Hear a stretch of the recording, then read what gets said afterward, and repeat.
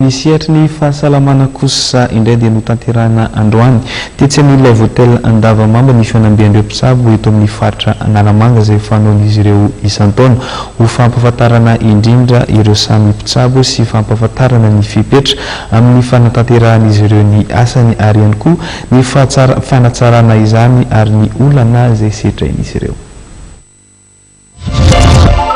Mpitsabo manodidina ny 4,000 no nisahana ny fitsaboana ny malagasy 20 tapitrisa manerana ny nosy ary ny 4,000 amin'ireo dia saika eto an-drenivohitra avokoa.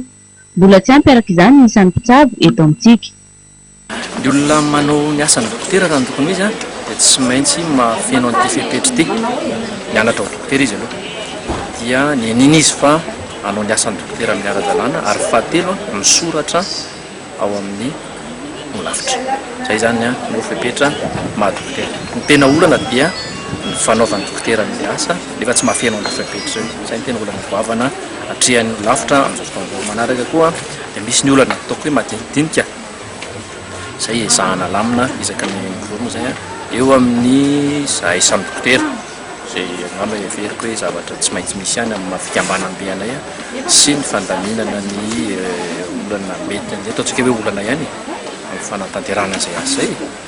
Isan'ny olana sedrain'ny mpitsabo na vita fianarana sy nanao fiangianana ary misoratra amin'ny olo-lavitra ny mpitsabo ny fisian'ireo olona misandoka amin'ny fanatanterana ny asan'izy ireo.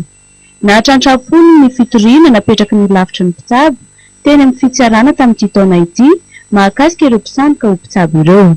Misy mitory ny olo-lavitra ny dokotera zany tsy mitsara namana sazy ireny olona misandoka ireny fa adidinay kosa no mitory amin'ny fitsarana amin'ny tompon'anjakana rehefa misy olona misandoka ireny. Matetika manko rehefa misy olana avany ilay olona zay mba hitan'ilay dokotera eo no manaheronakirana. Mpitsabo sy ny fiarahamonina fahazony rehetra ny fitsaboana. Ino loha hevitra nentin'ny mpitsabo manamarika ity fihaonana ny tanterahan'izy ireo androany ity.